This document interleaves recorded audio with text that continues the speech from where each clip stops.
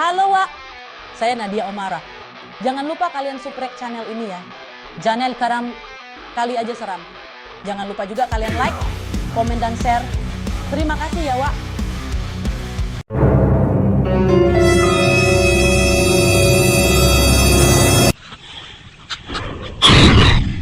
Kali Aja Seram.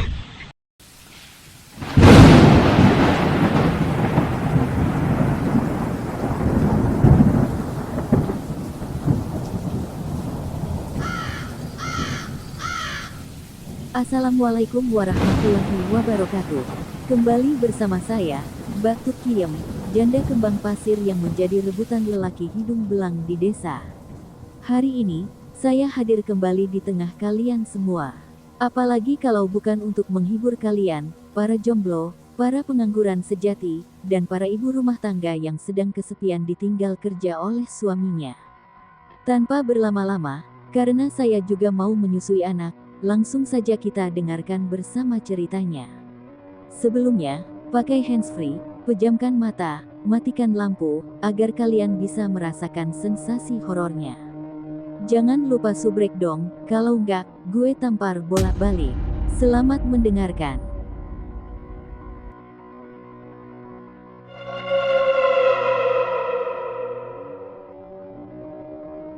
Cerita pertama.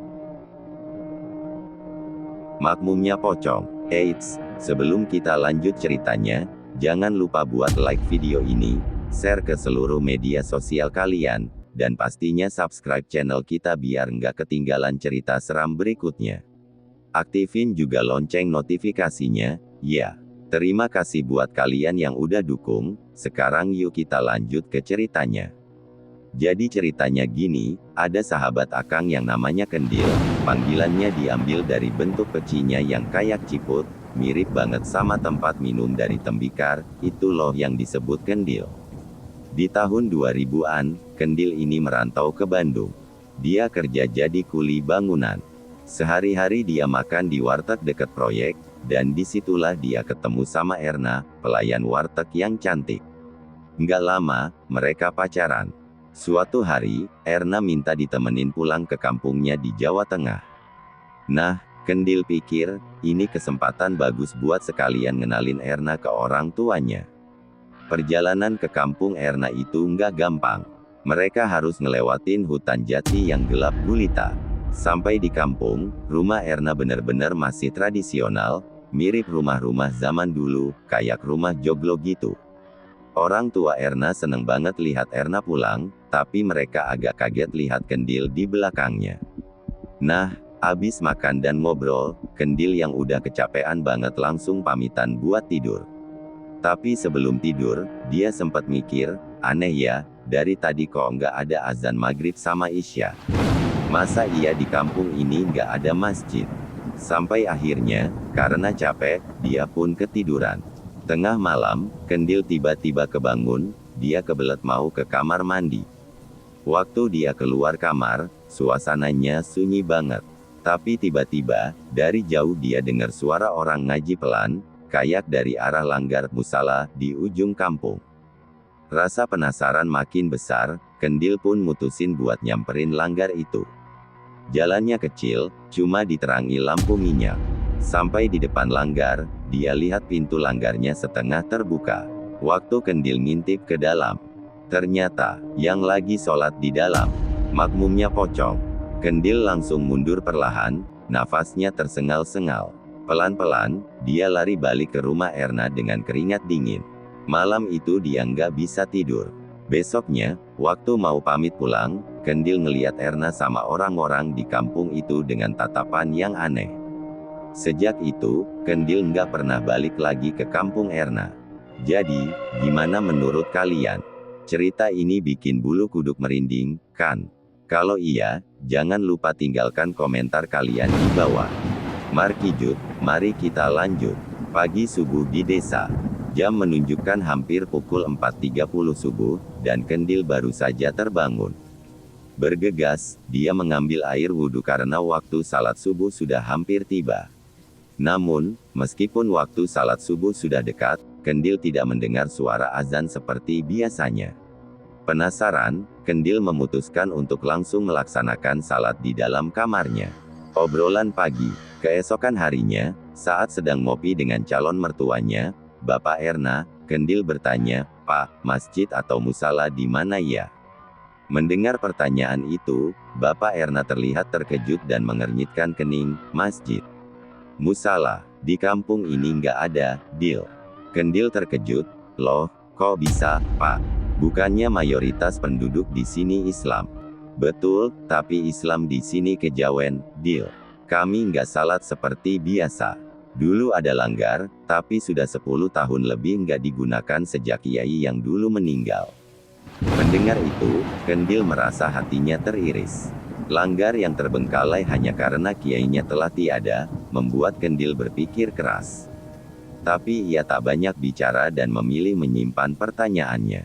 Kembali ke guru ngaji. Setelah 2 hari di rumah calon mertuanya, Kendil memutuskan untuk pulang ke Banjar, memperkenalkan Erna kepada kedua orang tuanya. Di malam hari, Kendil menyempatkan diri menemui Kiai Asep, guru ngajinya, untuk mengungkapkan kegelisahannya tentang kampung calon mertuanya. Kiai Asep mendengarkan dengan seksama lalu beristighfar, "Astagfirullah. Kendil, kalau kamu jadi menikah dan tinggal di sana, jadikan langgar itu hidup lagi. Itu tugas kamu." "Insya Allah, Bah," jawab Kendil. Pernikahan dan kehidupan baru. Beberapa bulan kemudian, Kendil dan Erna resmi menikah. Kiai Asep ikut dalam prosesi seserahan dan ikut ke kampung calon mertuanya. Kiai Asep pun terkejut melihat kebenaran cerita Kendil, langgar itu benar-benar terbengkalai. Kiai Asep memberikan wejangan kepada Kendil, agar dia memanfaatkan ilmu agama yang telah dipelajarinya, untuk menghidupkan kembali langgar tersebut. Misteri langgar terbengkalai. Setelah seminggu tinggal di kampung mertuanya, Kendil mulai membantu pekerjaan mertuanya, termasuk mengarit rumput untuk sapi. Suatu hari, saat sedang mencari rumput, Kendil tersesat di ujung kampung. Saat itu waktu sudah masuk salat asar, namun Kendil tidak tahu di mana letak langgar yang diceritakan oleh bapaknya. Ketika hendak pulang, di perjalanan yang baru pertama kali ia lewati, Kendil melihat sebuah bangunan panggung di kejauhan. Itu pasti langgar yang diceritakan bapak, pikirnya. Namun, yang membuatnya heran, bangunan itu terlihat bersih dan terawat. Bahkan, Kendil melihat ada seorang laki-laki berjubah putih masuk ke dalam langgar itu. Percakapan dengan mertua. Saat makan malam, Kendil bercerita kepada bapak mertuanya, "Pak, tadi saya lewat langgar di ujung kampung. Kata bapak terbengkalai, tapi kok bersih dan ada yang salat di sana." Bapak mertua terdiam sesaat. "Langgar itu sudah lama nggak dipakai, Dil. Bahkan sudah rapuh dan dimakan rayap. Mungkin kamu salah lihat." Kendil heran, namun bapak mertuanya segera mengalihkan pembicaraan. Malam itu, Kendil merasa tidak tenang, mengingat jelas sosok laki-laki berjubah putih yang dilihatnya di langgar tersebut. Azan yang tak biasa. Esok harinya, Kendil bertekad untuk membuktikan penglihatannya. Sebelum berangkat ngarit, dia membawa pakaian ganti dan sarung. Niatnya ingin mampir ke langgar itu untuk salat maghrib. Sesuai rencana, setelah mengarit, Kendil langsung menuju ke langgar yang kemarin ia lewati. Langgar itu terlihat terang oleh cahaya lampu teplok. Saat Kendil mendekat, terdengar suara azan, meskipun tidak melalui toa. Suaranya di tengah sepinya kampung. Setengah berlari, Kendil menuju ke kamar mandi di samping langgar. Sambil menimba air, dia sesekali menoleh ke arah langgar dan melihat seseorang sedang salat. Kendil tergesa-gesa, takut ketinggalan berjamaah. Namun, ada rasa aneh yang merambati dirinya, membuatnya merasa tidak nyaman. Apakah langgar itu benar-benar digunakan? Siapa orang yang ia lihat kemarin? Kendil tak bisa menyingkirkan rasa penasaran yang semakin menguat. Cerita ini mengandung misteri yang mengusik Kendil, antara kenyataan dan sesuatu yang lebih supranatural. Langgar di dunia lain. Kendil, seorang pendatang baru di sebuah kampung kecil, memutuskan untuk segera mandi setelah mengambil air dari sumur untuk bersiap salat maghrib berjamaah.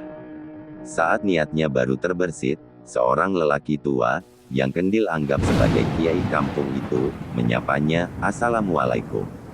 Kendil menjawab salamnya dan buru-buru menuju kamar mandi untuk bersiap. Saat mandi, Kendil mendengar suara orang-orang datang, laki-laki, perempuan, bahkan anak-anak. Setelah selesai, dia mengenakan sarung dan keluar menuju langgar yang ternyata sudah penuh. Seorang jemaah sudah berdiri, bersiap untuk iqomah. Kendil pun segera ikut salat berjamaah. Setelah selesai, Kendil keluar dari langgar dan bersiap pulang, khawatir istrinya khawatir. Namun, saat hendak turun dari tangga, lelaki tua tadi berkata, "Jangan nengok ke belakang." Kendil hanya mengiyakan dan bergegas menuju motornya. Dalam perjalanan, rasa penasaran Kendil makin memuncak, mengapa tidak boleh menengok ke belakang. Saat melewati tikungan, Kendil akhirnya menoleh. Sekilas pandang yang ia dapati membuat tubuhnya gemetar. Langgar yang tadi penuh cahaya, kini tampak rusak, ditumbuhi rumput liar, dan nyaris rubuh. Kendil segera tancap gas dan bergegas pulang. Sesampainya di rumah, dengan wajah pucat dan tubuh gemetar, Kendil bercerita kepada istrinya dan mertuanya tentang kejadian yang ia alami. Mertuanya, dengan nada bijak, berkata bahwa mungkin yang dialami Kendil adalah pesan dari alam lain. Malamnya, Kendil bermimpi bertemu dengan sosok lelaki tua berjubah putih di langgar rusak itu. Lelaki itu meminta Kendil untuk memperbaiki dan meramaikan kembali langgar yang sudah lama terbengkalai. Kendil terbangun dan segera menceritakan mimpinya kepada istrinya dan mertuanya.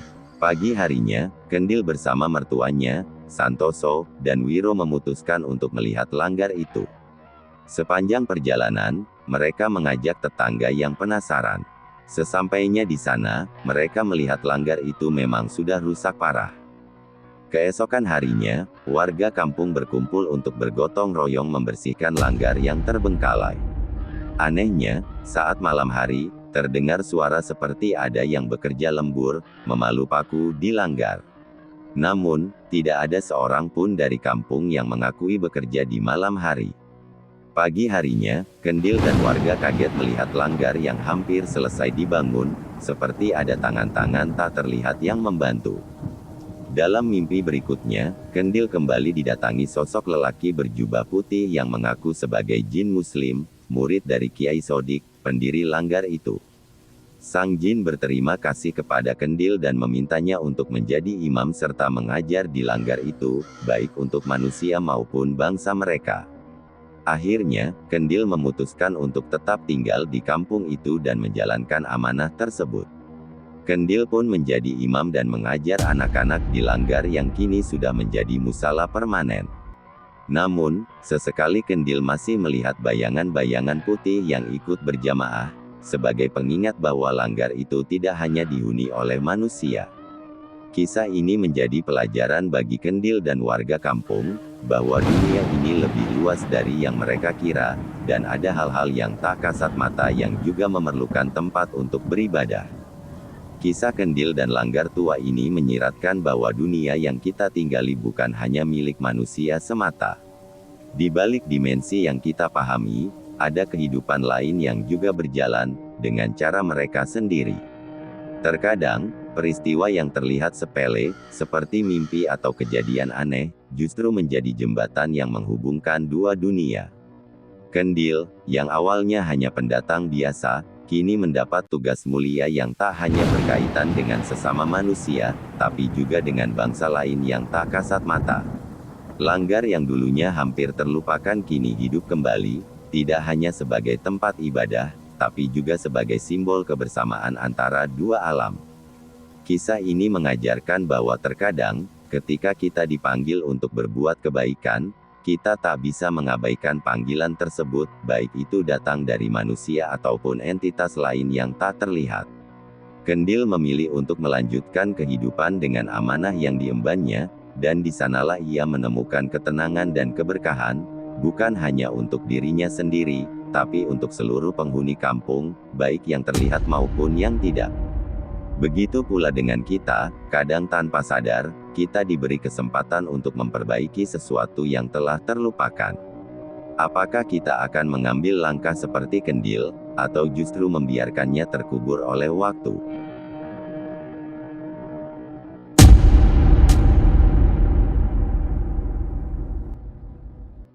Cerita kedua.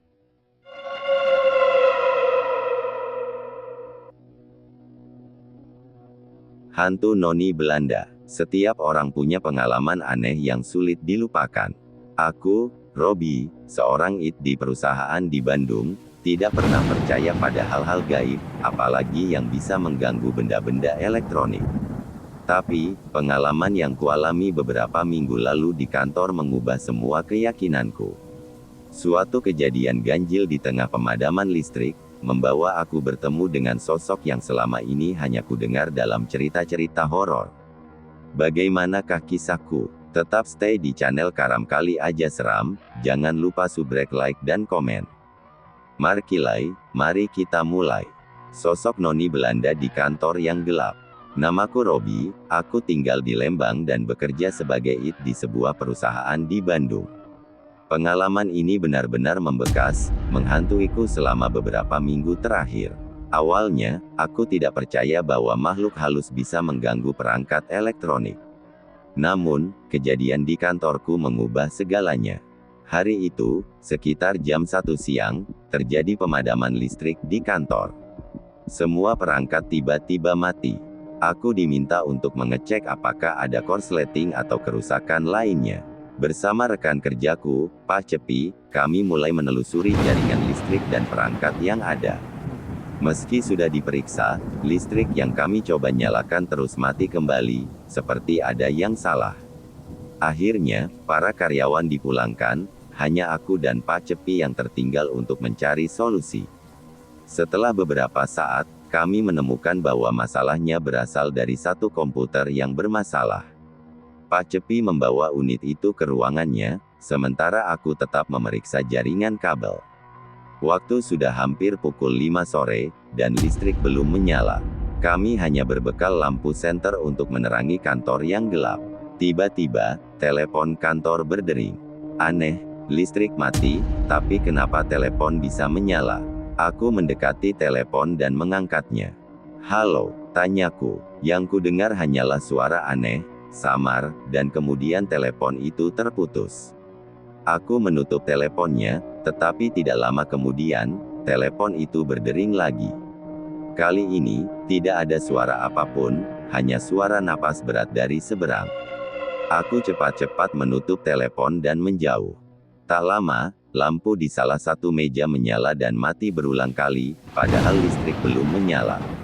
Aku mendekat untuk memeriksa. Lampu itu terhubung ke kabel yang jelas-jelas tidak mendapatkan aliran listrik. Saat aku mencoba saklarnya, lampu mati total. Lagi-lagi, telepon di meja yang sama berdering. Dengan tangan gemetar, aku mengangkat gagangnya. Kali ini, terdengar suara perempuan menangis. Aku buru-buru menutup telepon, tapi suara tangisan itu masih terdengar, bahkan terasa dekat di belakangku. Aku berbalik, dan di sana berdiri sosok perempuan berpakaian gaun putih lusuh, dengan darah mengucur dari kedua matanya yang bolong. Sosok perempuan Belanda itu merintih, tangannya terulur ke arahku. Aku tidak bisa bergerak, tubuhku membeku. Ketika ia mendekat, aku menutup mata, berharap semua ini hanya mimpi buruk. Tiba-tiba, suara teriakan melengking memecah keheningan. Aku menutup telingaku, hingga akhirnya lampu menyala kembali. Sosok perempuan itu hilang seketika. Pak Cepi ternyata berhasil menyalakan listrik. Dengan gemetar, aku keluar dari ruangan dan menemui Pak Cepi. Ketika aku beritahu apa yang terjadi, ia hanya berkata mungkin aku terlalu lelah. Tapi aku tahu apa yang kulihat, dan ini bukan halusinasiku. Kantor kami memang dulunya adalah bangunan tua peninggalan Belanda. Pemilik kantor selalu memperingatkan agar jangan sampai ada ruangan yang gelap total. Setelah kejadian itu, aku sadar mungkin itulah alasannya, karena sosok Noni Belanda itu hanya muncul saat kegelapan total menguasai kantor. Sejak hari itu, aku tidak lagi menganggap enteng peringatan tentang kantor yang tidak boleh gelap total. Aku mengalami sendiri bagaimana sosok dari masa lalu bisa muncul dan menampakkan diri di kegelapan.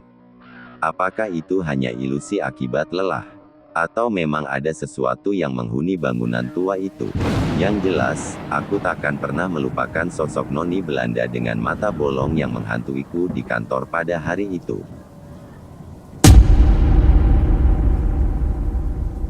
Cerita ketiga.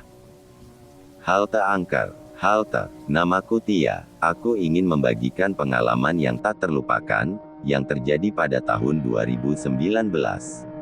Saat itu, aku sedang bermain dengan sahabatku, Rizka.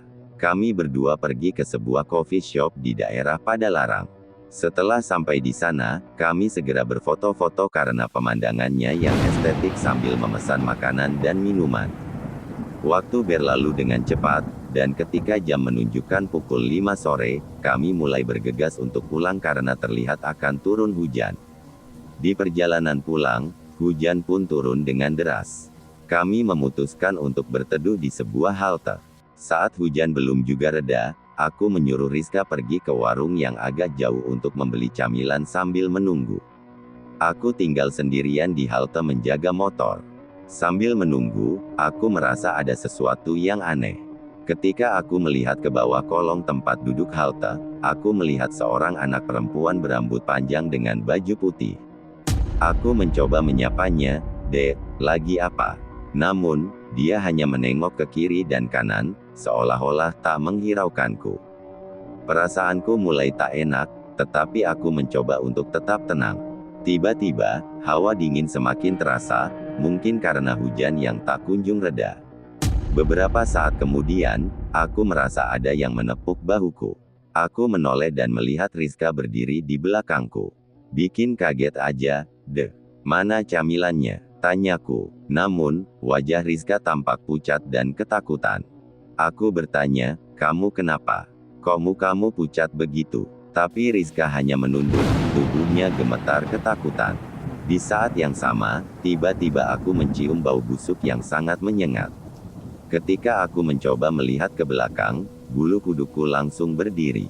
Jantungku berdegup kencang saat mendengar suara tawa kecil seorang perempuan.